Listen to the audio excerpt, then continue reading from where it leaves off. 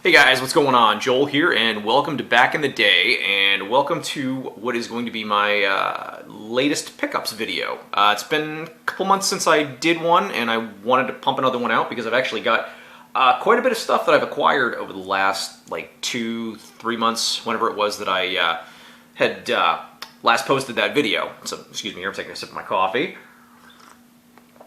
First off, I hope everybody's well. Hope everybody had a nice Memorial Day, enjoyed their holiday. I ended up working, which was not a bad thing. Made some good money that day, so that was nice. More extra money to put towards collecting. So yeah. Before I kind of get into to showcasing what I've picked up over the last couple of months, I have got, honestly, and I'm hoping to get some of these videos pumped out because I have got a laundry list of videos that I'm planning on doing and want to get done. Some of it has just been kind of time constraints at this point. And it's weird because usually a lot of my videos recently have been me in front of the camera, and I really wanted to do that today. But at the same time, I'm on 4 to midnights this week, and by the time I get up, I just got home from the gym a little while ago. And it's not a narcissistic or a vanity thing, but I wear glasses and contacts, and usually I want to be presentable if I'm in front of the camera, and if I have already, I usually when I'm 4 to midnights, I don't get cleaned up until right before I go to work. That's when I get my shower and shave and throw my contacts and stuff in. I could easily do that now, but my eyes get really, really dry after having contacts in for X amount of time, so I try to not go over the 10 to 12 hour mark when wearing them, because then, seeing just becomes an absolute bitch. So that's why I figured I would just throw everything in front of the camera, like I do with my unboxings. So, that being said, yeah, let's just go ahead and get into the recent pickups as of late. So, first item up is the Super NES Player's Guide.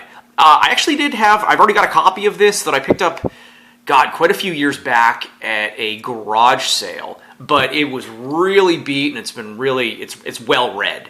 And I wanted one that was in much better shape, and this thing is very, very pristine, very nice shape. It's just got a little bend in it, which, whatever, I don't care, that'll eventually straighten itself out. But yeah, I have all of them from when I was a kid.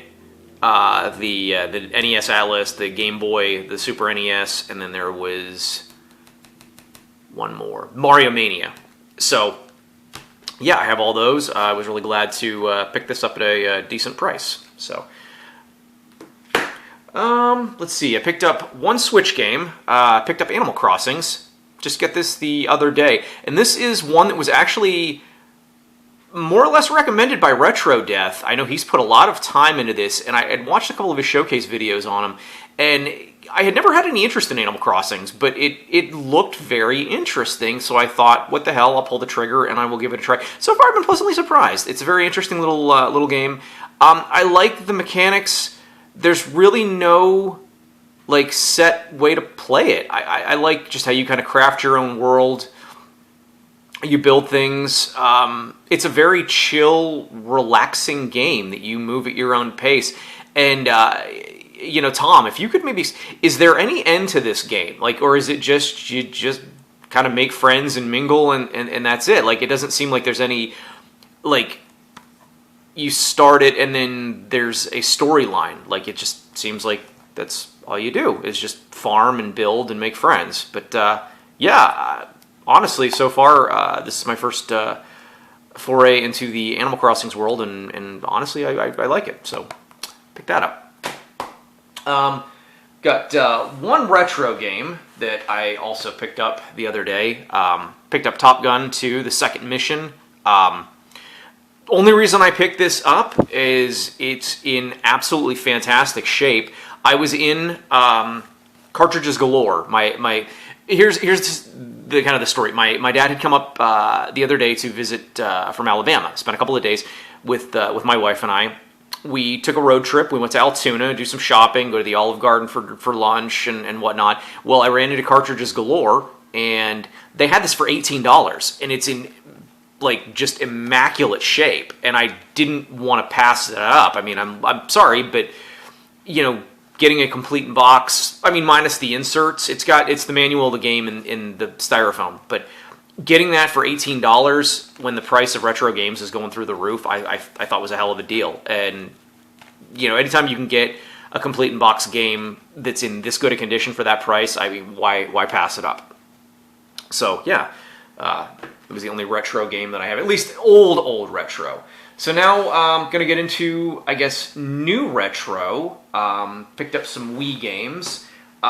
First one I picked up, the Mad Dog McCree Gunslingers pack, which I was not even aware of this until I had seen this on Metal Jesus Rocks. But I had Mad Dog McCree when I had my CDI.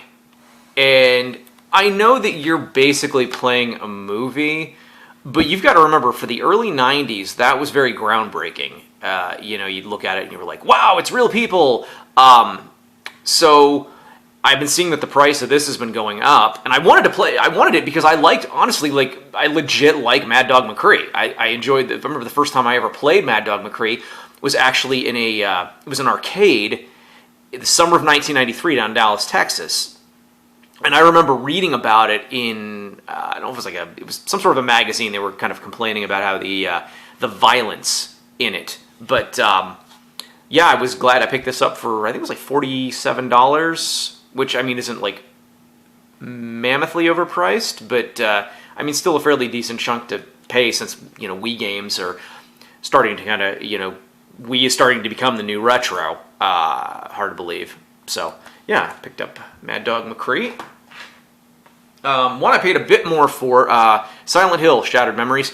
This one was kind of on a whim. So I didn't buy this simply for the collectability of it, because it's starting to become a bit of a holy grail item for the Wii.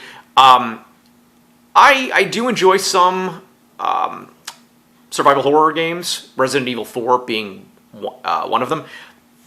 This one I had heard about a long time ago. A guy that I had worked with actually was a huge Silent Hill fan, and he had told me about the Silent. At the time, all I had was a Wii, and he had the PlayStation. He was a PlayStation guy, so he was like, "Oh, you got, you know, there's Silent Hill for the Wii, and it's really good." Well, when I started kind of getting back into purchasing Wii games, I had forgot about this, and I had stumbled across it, and I thought, you know what, I do want to try, and I did play around with this. It's very different. I'm not all that far into it, because I have, unfortunately, such a backlog of other games that I'm playing right now. This one it was kind of put back on the back burner, but what I've played of it is very. I love the atmosphere of it. It's very eerie, and it is very creepy. So yeah, I was glad to have that. And then my last purchase for the Wii, which I picked this up, honestly, I picked this up at Cartridges Galore as well, was the Super Mario All-Stars 25th Anniversary Limited Edition. I remember this at our local game store, brand new. It was like $40, $50. I'm kicking myself for not buying it then, because, I mean, this is... the box is a little beat up. I paid, I think it was $42 or $43 for it. The box is a little beat up, but the contents itself, it has everything in it. And, I mean... contents themselves are in pretty good shape. With has everything. It was all complete in box, and then it has obviously the booklet and the soundtrack CD. But yeah, I was honestly very happy to go ahead and grab this. I figured, you know what, I'm going to go ahead and get it because you know I am getting into a little bit of the collecting aspect as well, and I mean, I'd like to get some of this stuff here before it does skyrocket in price. So, there. Alright, now we'll move on to the Wii U games, because I have been playing a lot of Wii U as of late. So, picked up DuckTales Remastered, which I did have. See, a lot of these Wii U games that I've been picking up, I had, and I traded them in order to get my Switch. So I've been reacquiring them. This one I've seen has been going up in price too, which is odd because it's only going up in price on the Wii, or the Wii U. The PS3, Xbox 360 versions, like those are still dirt cheap. But yeah,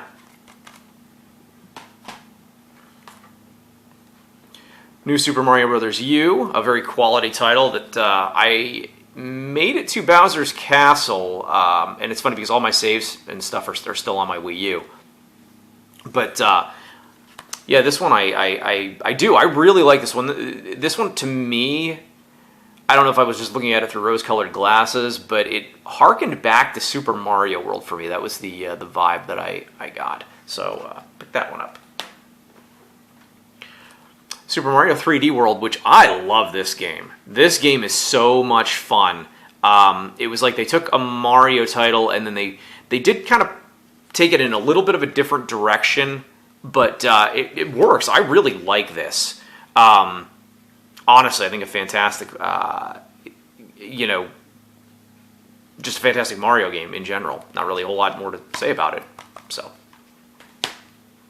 and then finally, I did pick up Zelda Wind Waker, Legend of Zelda Wind Waker HD, because I don't have. I mean, I have my GameCube hooked up in my spare bedroom, but I don't get a lot of opportunity to go in there and play. Like, I spend more time in my living room, and that's where my Wii U is hooked up, obviously. So I wanted to play this, but I wanted to play it because I heard that the HD remake is really a great way to play Wind Waker, because they did make some improvements on the GameCube version. So, yeah, I am not all that far into this one. I've been playing it, and I do really enjoy it. Some of the sailing mechanics I'm not too fond of, but it could be a lot worse. I mean, I think by and large it is it's a very different departure from most of what your Zelda games are in terms of the sailing, but it's still a quality game. So, all right, now we'll get into the rest of the, I guess, new retro. Picked up Super Mario Sunshine, which I have this obviously on the Super Mario 3D All-Stars, but I wanted to get the original because I do actually want to play this on the GameCube. I think to try to A/B compare it with the Switch port. So, but I have played a little bit of this on the 3D All Stars, and interesting enough. Different, with the water nozzle thing. So, all right, on to the next. Yes, Metroid Prime. I did acquire the disc, so this is now fully complete. Glad to have that. I did play around with this. I like the first-person aspect. I just messed around with it, just literally to see kind of how it played, and I honestly, it is a game that I want to delve into because I love the first-person aspect. I've never been a big Metroid guy, like the original Metroid. I've played a little bit with Super Metroid, but Metroid by and large has not been a franchise that I've been a fan of. I do like this first-person perspective. So that is one that I do at some point want to get into. And I've heard this in terms of the Metroids, this one has a lot of high accolades of being a fantastic Metroid title. So looking forward to getting into that. Luigi's Mansion, as you guys remember from the last, I had the disc. Now I have everything. Inserts, finally picked up the case, got that at a decent price. So definitely looking forward to at least getting into this and trying it out. So, a bit of a pricier one for me, but it was also one that was on everybody's list of must-haves for the GameCube. I did pick up Eternal Darkness, Sanity's Requiem. Played around with this a little bit. I like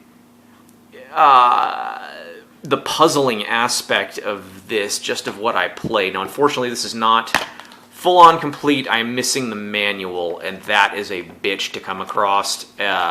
There are 2 copies currently on eBay, both of them in Canada, and both of them around $55, which at this point, I'm not pulling the trigger on that because that seems to me like way too much to pay for a piece of paper. But I at least have this. So, yeah, really happy to get that. So I guess that would be it, or no, I guess not. Tom, just for you, picked up Baten Kaitos. On the request of Tom from Retro Death, pick this up. So I did play around with it a little bit. Not a whole lot, just to at least test the disc, make sure everything was working. Love the graphics. It's a beautiful looking game. Absolutely beautiful. And then the condition of this is it's very nice shape. Everything's complete. The manual and inserts and whatnot. So, Tom, I will at some point delve into this game and give you my full take on it and see if it is what you say it is. So, all right, guys. I hope you've enjoyed this little recent pickup video. Stay tuned. Like I said, I've got some really cool stuff that I'm going to be putting out over the course of the next couple of weeks. Once the time constraints on me are lifted. So, yeah, until then, everybody, you guys take it easy.